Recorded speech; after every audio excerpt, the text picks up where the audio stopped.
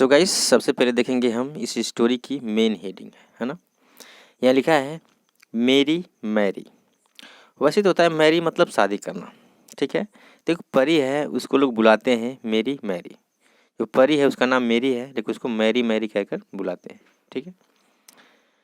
रात के टाइम है, वीडियो बना रहा हूँ तो यहाँ पे थोड़ा सा रिफ्लेक्शन आ रहा है, लेकिन मैं बोलता जाऊँगा तो आप अच्छी तरह से समझ सकते हैं, ठीक है। यहाँ लिखा है Mary was a very pretty fairy who lived on a giant oak tree in a forest। यहाँ फुल स्टॉप है, यहाँ रुकते हैं। Mary was a very pretty, ठीक है। मैरी थी अ वेरी, वेरी मतलब बहुत, वो बहुत, प्रिटी मतलब होता है सुंदर, वो बहुत सुंदर फेरी यानी परी थी। फेरी मतलब होता है परी। Who lived own a giant oak tree in a forest, ठीक है। हु लिव्ड जो रहती थी, ओन अ जाइंट, जाइंट मतलब होता है बहुत बड़ा, ठीक है, विशाल का है। तो वो बहुत विशाल का है। ओक, ओक एक ट्री का, एक पेड़ का नाम है। इस पेड़ का वो कहते हैं बाज, एक पेड़ का नाम है बाज, ठीक है ना, उसको कहते हैं इंग्लिश में ओक। तो एक ओक ट्री पे रहती थी, यानी एक बांस पेड़ पे रहती थी। वो पेड़ कहाँ था? इन अ फॉरेस्ट, यानी वो जंगल में था, ठीक है। तो कहाँ रहती थी? जंगल में एक बांस के पेड़ पे रहती थी परी। She used to be a very happy fairy. She used to be, used to के काफ़ी यूज हैं, तो इसका सेंस ये निकलता है इस सेंटेंस का कि सी यूज टू बी, यानी वो हुआ करती थी वेरी बहुत, हैप्पी खुश, फेरी परी, यानी वो परी बहुत खुश हुआ करती थी, ठीक।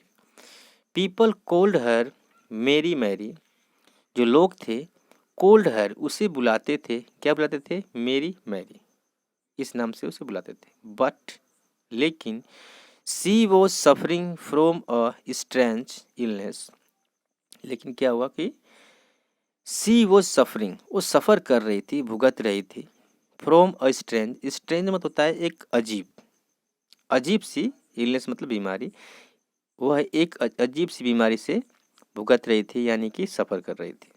दैट, जो no one had been able to cure, cure मतलब होता है इलाज, जो नो वन हैड बीन, उसकी बीमारी को कोई ठीक नहीं करता था, ठीक है, उसकी बीमारी ठीक नहीं होती थी।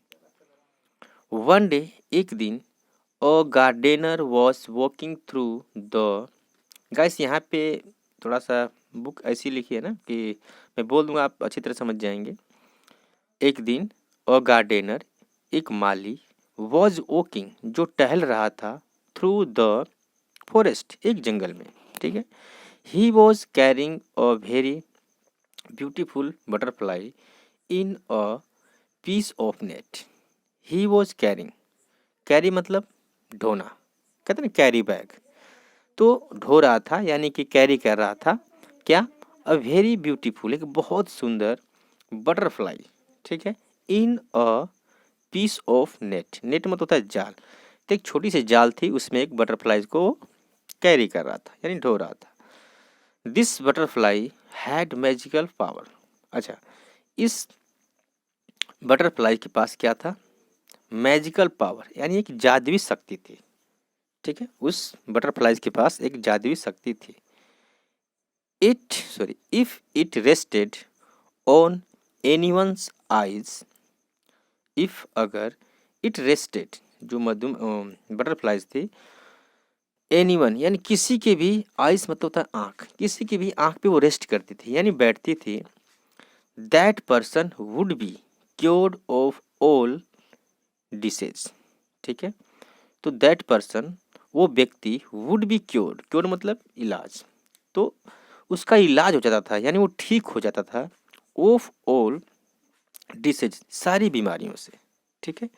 डिसीज मतलब होता है बीमारियां, सारी बीमारियों से, सारी परेशानियों से वो दूर हो जाता था। वाइल, जब, the gardener was walking under the shade of the giant oak tree, जब गार्डनर यानी मालिक, वॉज रेस्टिंग, रेस्टिंग मतलब आराम करना, वो आराम कर रहा था, अंडर द शेड, शेड मतलब होता है झोपड़ी, ठीक है, जो छप्पर होती है उसे कहते हैं इंग्लिश में शेड। और जाइंट, एक बहुत बड़ी ओक ट्री। ओक के बारे में पता लग गया कि एक बांस का पेड़ होता है, उसे हिंदी में कहते हैं बाज, उसको इंग्लिश में कहते हैं ओक। तो एक बांस के पेड़ पे वहाँ पे एक छप्पर थी, वहाँ पे वो क्या कर रहा था, रेस्ट कर रहा था गार्डनर। ही हर्ड, उसने सुना, गार्डनर ने सुना, समवन सोबिंग, सोबिंग मतलब होता है रोना, कि कोई रो रहा था।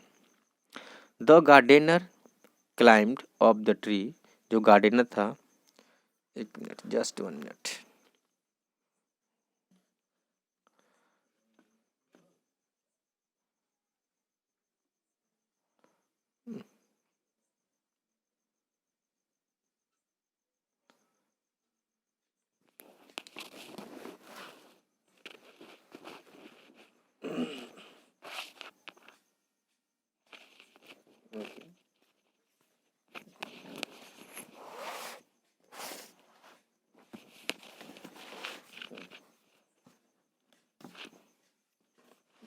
धुंधला आ जाता है साला।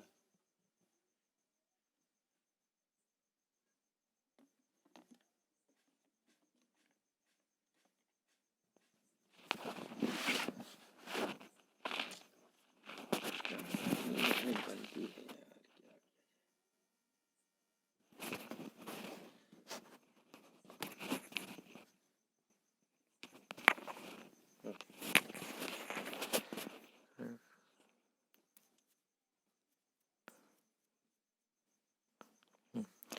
The gardener climbed up the tree and saw Mary crying.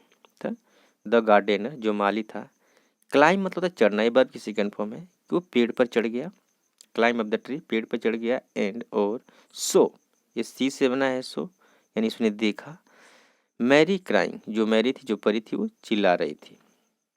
Suddenly, अचानक, a pigeon flew off to him and said, a pigeon मतलब एक कबूतर, फ्लू अप, फ्लाई से बना है फ्लू, ये वर्ब की सेकंड फॉर्म है कि एक कबूतर उड़ा, टू हिम, ठीक है, उसके करीब से, एंड सेड, और कहा, क्या कहा, do you have any cure for our fairy, क्या बोला उसने, डू यू हैव, क्या तुम्हारे पास है, एनी क्योर, कोई इलाज, फॉर आवर फेरी, हमारी परी के लिए, ठीक है।